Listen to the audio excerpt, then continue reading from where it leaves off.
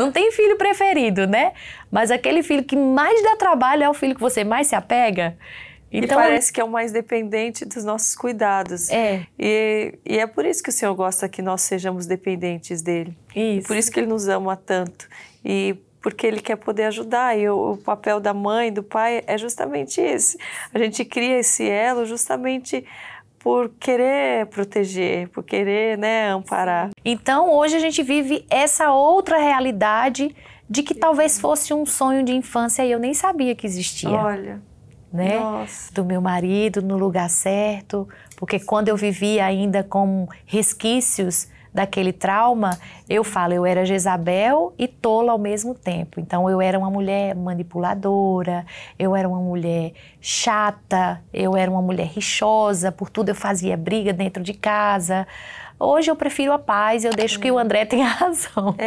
E eu falo que esse é o mal dessa geração também de mulheres, que você agora reconhecendo tudo isso, e eu falo no tema do meu livro também, de forte e corajosa, é a gente querer demonstrar e se tornar forte e corajosa, mas às vezes com objetivos errados, sim, com uma motivação errada.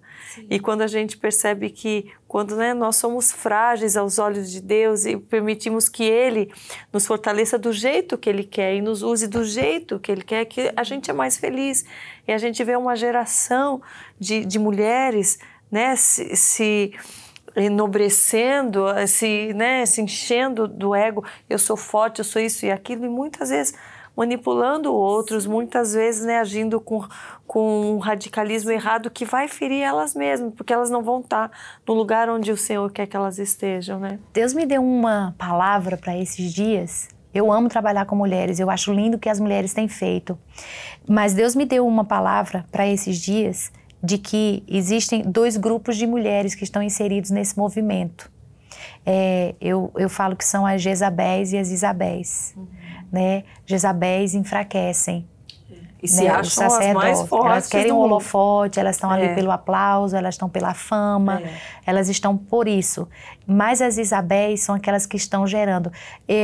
Eu já ouvi muita gente dizer assim, porque esse movimento de mulheres e nós estamos anunciando a volta de Jesus. Eu acredito sim que a gente está vivendo o princípio aí desse finalzinho dos tempos, mas eu acredito que isso vai se estabelecer quando os homens, João Batista, né, se posicionarem. Eu acredito que essa onda que estamos vivendo de mulheres à frente vai passar.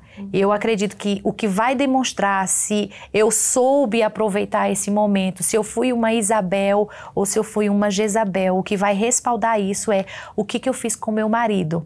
Eu fortaleci ele ou eu enfraqueci ele.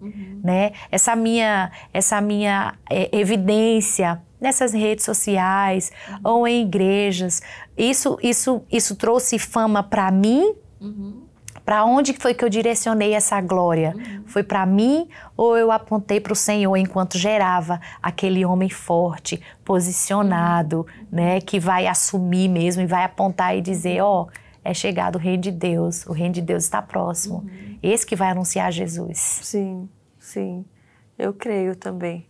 Mas também tem o outro lado, né, da sua mãe, se a gente pensar. Sim. Ela não poderia estar vivendo ali naquela... Não. Existem 2 situações que muitas às vezes falam que eu tenho que permanecer, eu tenho que estar ali, eu tenho que ser a mulher que edifica a casa, mas existem situações e situações onde muitas que estão num cativeiro e às vezes por conta de compreender errado, às vezes essa mensagem que nós estamos dando no final, às vezes vivem uma vida de tristeza e não entendendo o que o Senhor tem para cada uma delas, né? Ficam ali por causa do sistema, né? Por causa do julgamento, por falta das oportunidades. Ainda existe um preconceito muito grande sobre uma mulher divorciada, por exemplo. Você vê ministérios de casais, de jovens, de crianças, mas onde que está o apoio? É o ministério que dá apoio para as viúvas, para as divorciadas, para aquelas que viveram um trauma.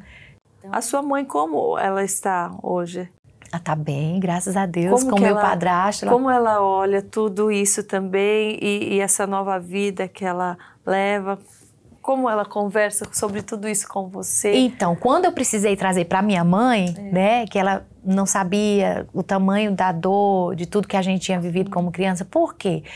Porque a minha mãe não foi instruída para isso. Casou muito nova, com 15 anos. Então, era uma criança cuidando de outras crianças. Então, ela se submetia a tudo. A dependência financeira, a dependência emocional e a falta de instrução. Por isso que a Bíblia fala, conhecereis a verdade e a verdade vos libertará. É bem certo que isso nós estamos nos referindo à palavra de Deus. Sim. Mas o conhecimento, de um modo geral, liberta a gente. Sim. Liberta a gente de condições de cativeiros emocionais, de a gente estar... Você não precisa passar por isso. Sim. Você não precisa estar amarrada a isso. Tem tantas oportunidades para você no mundo. Então, viver num ambiente onde você está sendo repudiada como mulher, onde você está passando por abusos, por violência, onde você talvez nem tenha consciência, mas seus filhos estão sendo abusados dentro de casa, isso não é o que Deus tem para você, né? Hoje a minha mãe, quando eu falei e eu percebi e eu ganhei força no sentido de que eu preciso ser essa voz, porque eu não sou a única vítima de um abuso dentro de casa.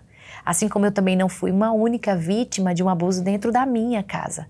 Então, quando essas evidências surgiram, então, como minha mãe chegou e disse assim, filha, você precisa ser essa porta. Então, ela ora hoje por mim, minha mãe serve a Jesus, está na igreja, participa do coral da igreja. O meu padrasto, que antes se intitulava ateu, ele não teve ainda um encontro genuíno com Jesus, mas ele hoje reconhece que ele só está vivo por causa de Jesus.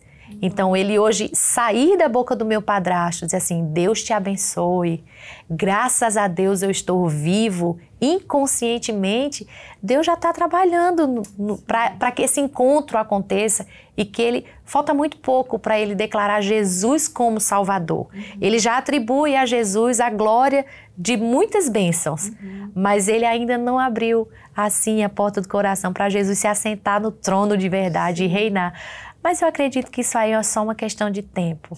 Ele proibia minha mãe de ir para a igreja. E agora já... E agora minha mãe ele vai nos concertos da igreja, nos eventos de corais, participa de cultos de homenagem, cultos festivos, celebrações de Natal, de Páscoa. Sempre que tem uma celebração especial, ele está lá. Então, a isca já está na boca dele, ele está só provando ainda a carninha. Vai chegar um momento que o anzol fisga, aí ninguém tira mais ele, não. O que te fez ter o desejo de compartilhar todas essas questões da tua história agora?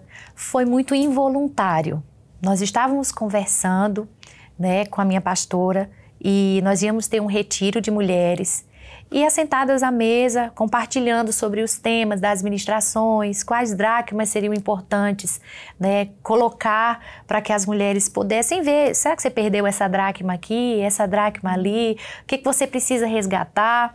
E aí ela foi ouvindo de cada uma o que elas tinham para contar. E aí, quando eu contei do meu testemunho de abuso, de como que Deus usou isso de uma forma positiva hoje dentro do meu casamento, como que Deus reverteu a maldição em bênção. Então ela olhou e fez, isso aí é uma dracma, e a gente precisa trazer isso como verdade, porque muitas mulheres vivem essa realidade por medo do julgamento, medo do que vão pensar, a culpa. Você apanhou porque a culpa é sua. Isso só aconteceu com você porque você permitiu. A gente carrega isso, né? Uma mulher abusada na rua, mas que roupa que ela estava usando? Como se isso desse legalidade para o homem cometer um abuso, um assédio, né? Então, essa é uma questão muito atual. E dentro da igreja também é uma questão que precisa ser falada, dita, porque existem muitos tabus que a gente precisa derrubar, né? Sim. Então é um assunto polêmico, falar de abuso dentro da igreja, principalmente quando envolve um líder, também é algo muito forte. Então ali eu aceitei o desafio porque se tratava de um grupo de 150 mulheres num ambiente extremamente seguro, não tinha gravação, não era nada online, era ali para 150 mulheres. Mas reverberou de uma forma muito forte. onde muitas curas foram acontecendo. Mulheres que por causa do abuso, mesmo casadas, tinham uma tendência ao homossexualismo, mesmo casadas, desenvolviam pensamentos eróticos com mulheres por causa de um abuso na infância, por causa da rejeição do homem. Então, isso é muito forte, é um rolo muito maior do que o que a gente vê. Por exemplo, é um rolo muito maior do que aconteceu na minha casa. Está nas outras casas, isso está nas outras famílias.